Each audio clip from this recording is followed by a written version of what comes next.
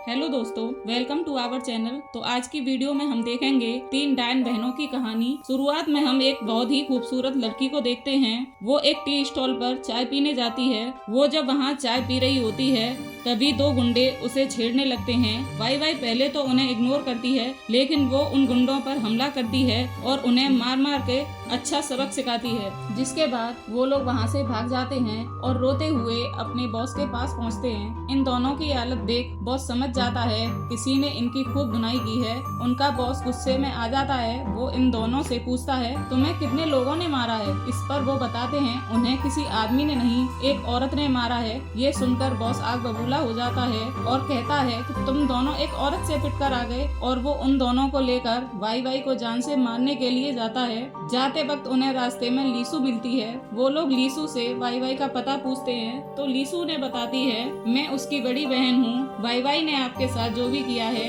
मैं उसकी भरपाई करने के लिए तैयार हूँ। बॉस उससे पूछता है, तुम उसकी भरपाई कैसे करोगी? तो लीसू उनसे कहती है, तुम मेरे साथ जो चाहो कर लो और शांत हो जाओ। ये सुनकर सभी लाइन में लग जाते हैं जिससे वो लीसू के जिस्म के जलवे देख सकें। इस पर लीसू इनसे कहती है, मैं अकेली तुम सभी को नहीं संभाल सकती, इसलिए मैं कुछ हुस्न परियों को यहाँ बुला लेती हूँ। जैसे ही और लड़कियाँ वहाँ आती हैं वो सभी उन्हें देखकर बहुत खुश होते हैं। वो लोग एक एक लड़की को उठाते हैं और जंगल में मौज करने चले जाते हैं। लेकिन जब ये गुंडे उन लड़कियों के साथ इंटीमेट होते हैं तो वो लड़कियां भयंकर मूर्तियों में बदल जाती हैं। ये देखकर वो लोग बहुत डर जाते हैं और वहाँ से भाग खड़े होते हैं। उन्हें भगाकर वाई वाई और उसकी बड़ी बहन बहुत खुश होते हैं। कुछ देर बाद उनकी बड़ी बहन अपने इष्ट देव के मंदिर जाती है। जब वो पूजा करके बाहर जा रही थी तभी वहाँ एक साधु बाबा आते हैं। वो उससे अपना नाम बताने को कहते हैं। इस पर वाई वाई उन्हें कहती है, मैं अनजान लोगों को अपना नाम नहीं बताती, और वो अपने घर जाने लगती है। वो जब जंगल से होकर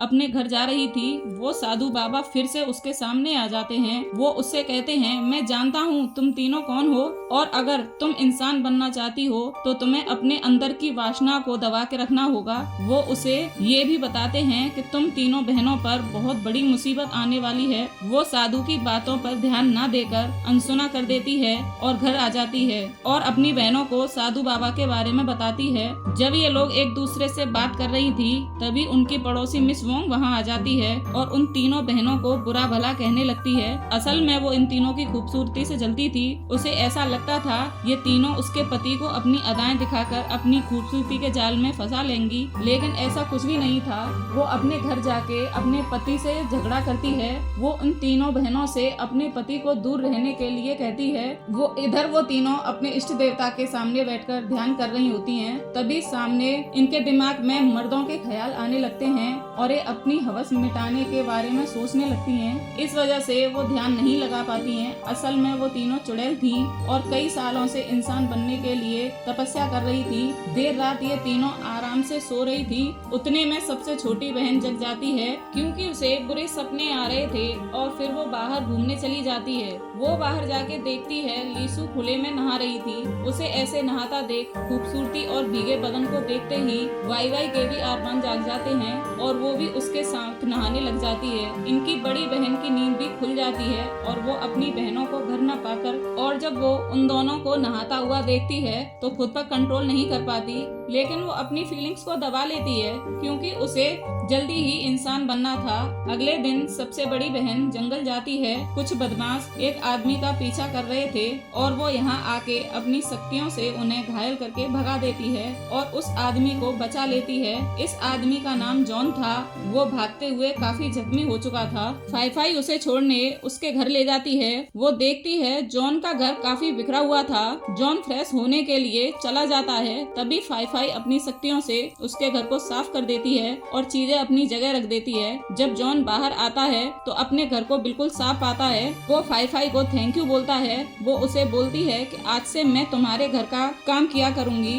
जॉन उसे कहता है कि मैं इतने पैसे वाला नहीं हूँ कि तुम्हें अपने यहाँ काम पर रख सकूं। ये सुनकर फाई फाई उसे बताती है कि मुझे पैसों की कोई नीड नहीं है, मैं तो तुम्हारी हेल्प करना चाहती हूँ। वो जॉन को पसंद करने लगी थी। वो उसके सारे काम करना चाहती थी और फिर हम वाई वाई और लीसू को देखते हैं। वो अपनी बड़ी बहन का वेट कर रही थी और परेशान थी क्योंकि वो सुबह से घर नहीं लौटी थी। कुछ देर बाद फाई फाई घर आती है और अपनी बहनों को जॉन के बारे में कुछ नहीं बताती। इसके बाद जब वो तैयार होकर जॉन से मिलने जाती है, सबसे छोटी बहन को उस पर शक होता है और वो उसका पीछा करती है। वो देखती है कि बहन एक झोपड़ी के अंदर जाती है। कुछ देर बाद वो जॉन के घर से निकलती है तो वो भी जॉन के घर चुपके से आ जाती है, जिससे वो पता लगा सके कि फाई फाई वहाँ क्यों आई थी। जॉन अंदर बाथरूम में नहा रहा था, तब वो उसे देख लेती है और बहुत घबरा जाती है। जॉन उसे देख लेता है और चिल्लाकर अपने घर से भगा देता है और वो रोते हुए घर वापस आती है। लीसू उसे रोने की वजह पूछती है। तब वाई वाई लीसू को जॉन के बारे में बताती है। उसकी बात सुनकर लीसू को गुस्सा आता है और अपनी तलवार लेके जॉन को मारने निकल जाती है और जॉन के घर पहुंचकर उस पे हमला कर देती है। उससे बचने के लिए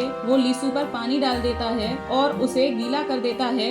जैसे ही जॉन लीसू को भीगे हुए कपड़ों में देखता है, उसकी हवस जाग जाती है। वहीं लीसू भी कब से यही चाहती थी। इसके बाद दोनों करीब आते हैं और अपनी प्यास बुझाते हैं। ये सब करने के बाद जब वो घर वापस आती है तो वाई वाई उससे जॉन के बारे में पूछती है तो लीसू उसे बताती है, मैंने उसे जान से नहीं मारा लेकिन उसे अधमरा कर दिया है और उससे कह दिया है आज के बाद ऐसा करने की हिम्मत मत करना। ये सुनकर वाई वाई को बहुत बुरा लगता है। वो जॉन की ऐसी हालत के लिए खुद को जिम्मेदार समझती है और वो जॉन के घर जाती है जिससे वो जॉन से माफी मांग सके। वो जॉन के शरीर पर घाव देखती है और बहुत उदास हो जाती है, लेकिन ये सब तो लीसू के प्यार के निशान थे। जॉन भी वाई वाई को लीसू के बारे में कुछ भी नहीं बताता। वाई वाई को बहुत बुरा लगता है और उसकी भरपाई करने के लिए अपना शरीर जॉन को सौंप देती है। वाई वाई की खूबसूरती देखकर जॉन फिर से मदहोश हो जाता है और वाई वाई के साथ भी इंटीमेट हो जाता है। वाई वाई के जाने के बाद फाई फाई वहाँ आ जाती है। वो जब बिस्तर को ठीक कर रही थी तो उसे एक हेयर पिन मिलता है और वो जॉन से पूछती है ये हेयर पिन किसका है। जॉन उसे झूठ बोल देता है, ये हेयर पिन मैं तुम्हारे लिए लाया हूँ। वो उसे कहती है मैं जानती हूँ ये हेयर पिन मेरी बहन का है। तब जॉन उसे सॉरी बोलता है। फाई फाई उसे माफ करने के लिए शर्त रखती है। वो जॉन से कहती है मैं तुम्हें तभी माफ करूंगी जब तुम मेरे साथ भी वैसे ही फिजिकल होगे जैसे तुमने मेरी बहन के साथ किया था। वो अपने कपड़े उतार देती है। जॉन उसके साथ भी इंटीमेट हो जाता है। इसके बाद तीनों बहनें अपने घर पर बैठकर खाना खा रही थी, लेकिन कोई भी एक दूसरे से बात नहीं कर रही थी। अपनी बहनों को नजरें चुराता देख फाई फाई उनसे इस अजीब बिहेव की वजह पूछती है, जिसपे वो दोनों फाई फाई को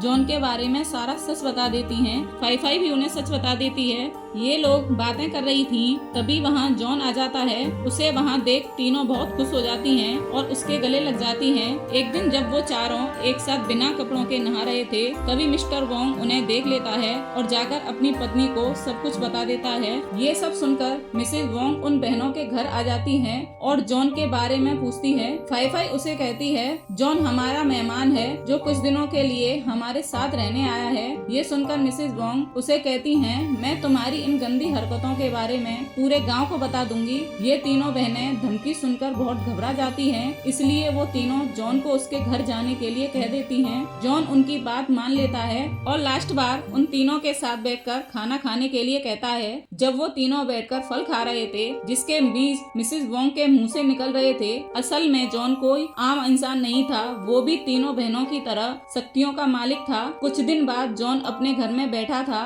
उसकी तबीयत ठीक नहीं लग रही थी। वो देखने में काफी बुढ़ा लग रहा था। फिर वो अपनी शक्तियों के प्रयोग से एक लड़की को अपने वश में कर लेता है। उधर उन तीनों बहनों के शरीर पर बाल निकल आते हैं। फाई फाई ये समझ जाती है कि ये सब जॉन के साथ सोने की वजह से हो रहा है। वो लोग बहुत घबरा जाती हैं क्योंकि वो ऐसे इंसान नहीं बन सकती थी, इसलिए वो तीनों जॉन से बात करने के लिए उसके घर आ जाती हैं। तो जॉन बाथरूम में था और अंदर से अजीब आवाजें आ रही थी। तीनों बहनें चुपकर देखती हैं तो अंदर का नजारा देख के घबरा जाती हैं। उनकी आंखें खुली की खुली रह जाती हैं क्योंकि जॉन एक भयानक शैतान में बदल चुका था। वो उस लड़की को जिंदा खा रहा था जिसे उसने वश में किया था। ये सब देखकर फाई फाई मंदिर वाले साधु के पास जाती है और उसे मदद मांगती है। साधु उसे कहता है कि मैंने तो तुमसे पहले ही कहा था कि तुम्हें अपनी हवस दबा के रखनी होगी, लेकिन तुम ऐसा नहीं कर पाई। फाई फाई उससे रिक्वेस्ट करती है तो साधु उसे जॉन से छुटकारा पाने का उपाय बताता है।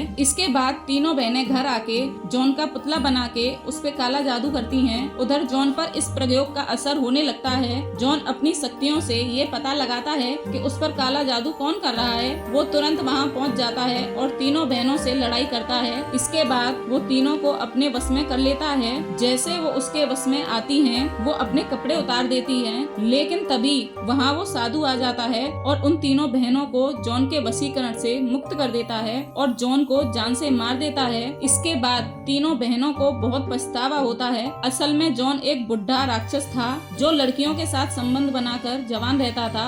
जहाँ कहीं भी लड़कियों की प्यास जगती थी, जॉन वहाँ आ जाता था। इसी के साथ मूवी का एंड होता है। अगर आपको मूवी पसंद आई तो एक लाइक और सब्सक्राइब जरूर करें।